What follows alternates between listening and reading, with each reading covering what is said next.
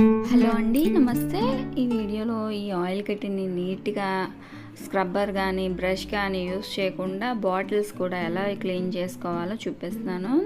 మూతలు, అలానే ఇక్కడ తాగే చోట రివిట్స్ మనం ఇలాగ తిప్పుతాం కదా, అక్కడ కూడా చాలా నీట్గా ఈ జిడ్డు మురికి అనేది పోతుంది. ఇది లోపల అయితే ఈ విధంగా ఉంటుంది ఆయిల్ కెటిల్ లోపల.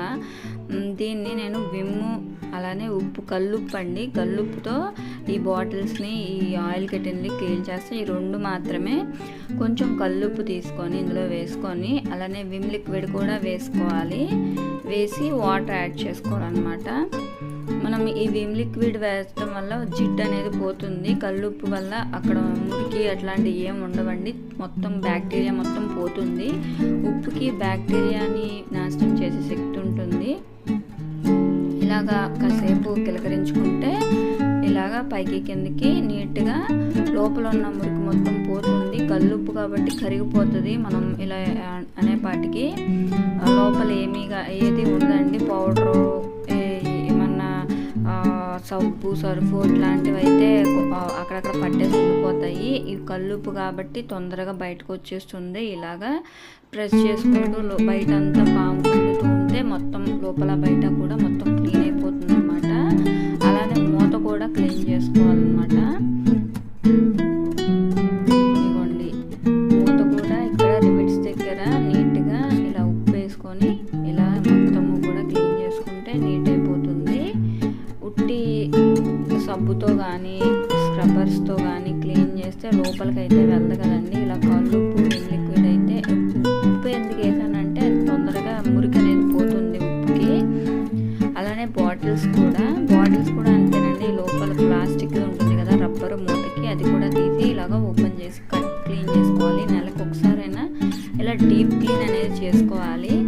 వేడి నీళ్ళతో క్లీన్ చేసుకున్న వేరండి. ఇదంటే కల్లుప్పు వేయటం వల్ల లోపల నాచు అనేది ఉంటుంది, కొంచెం పాకులు లాంటిది పడుతుంది, మన కంటికి కనపడదు. అలాంటిది పోతుందన్నమాట ఈ బాటిల్స్లో. మనం బాటిల్స్ బ్రష్లు ఉంటాయి, అది క్లీన్ చేసినా ఇంత క్లీన్ అవ్వదండి, దాంతో క్లీన్ చేసినాను. ఇలా మొత్తం కిలకరించడం వల్ల మొత్తం ఆ ఉప్పు అనేది మొత్తం స్ప్రెడ్ అయ్యి మొత్తం అంతా క్లీన్ అవుతుంది. ఇలానే మిగతా బాటిల్స్ కూడా క్లీన్ చేశాను. అలానే ఈ లోపల ఈ రబ్బర్ ఉంటుంది కదా, ఈ రబ్బర్ చూసారా ఎంత మట్టి పట్టేస్తుందో. ఇలా మొత్తం ఓపెన్ చేసి బాటిల్స్ అనేది క్లీన్ చేయాలి. మూత కూడాను అంతేనండి. మొత్తం క్లీన్ అయిపోయిన తర్వాత నీళ్ళతో శుభ్రంగా కడిగేసుకోవాలి. ఇలాగా 1-2 సార్లు ఈ ఉప్పు, కల్లు, విమ్ము వేసి మొత్తం క్లీన్ చేసుకోవాలన్నమాట. ఒకసారి క్లీన్ చేసిన తర్వాత ఇంకొకసారి కూడా అలా ఉప్పు, కల్లు వేసుకొని క్లీన్ చేయాలి. అప్పుడే క్లీన్ అవుతుంది అనమాట. ఇలాగా మిగతా బాటిల్స్ కూడా కొంచెం వేడి నీళ్ళు కూడా వేసి క్లీన్ చేసుకోవచ్చు. ఇప్పుడు వాటర్ కడిగేటప్పుడు కొంచెం వేడి నీళ్ళు గోరువెచ్చగా ఉన్నా సరే ఇలా వేసి క్లీన్ చేసుకుంటే తొందరగా క్లీన్ అయిపోతుంది అనమాట. ఈ ఆయిల్ కట్టలు అయితే మంచిగా క్లీన్ అయింది. మీరు ఫస్ట్ క్లిప్పింగ్లో చూసారు కదా ఎంత బాగా క్లీన్ అయిందో, లోపల జిడ్డు మార్గం అనేది లేకుండాను. నేను ఇక్కడ ఇంకొకసారి ఉప్పు, కల్లు వేసి మళ్ళీ క్లీన్ చేస్తాను అనమాట. ఆయిల్ కట్టెల్ని ఒకసారి క్లీన్ చేసి పక్కన పెట్టేశాను, మళ్ళీ ఇంకొకసారి క్లీన్ చేస్తాను. జిడ్డు అది ఇంకా ఉంటే ఇప్పుడు మొత్తం క్లియర్ అయిపోతుంది అనమాట. మీకు ఆయిల్ కట్టెల్ లేకపోతే ఇది స్కిప్ చేసేయచ్చండి. బాటిల్స్ మటుకు యూజ్ అవుతుంది ఈ వీడియో, బాటిల్ క్లీన్ చేయడానికి మటుకు. ఈ వీడియో మీకు యూస్ఫుల్గా ఉంటే ప్లీజ్ చిన్న లైక్ అయితే చేయండి.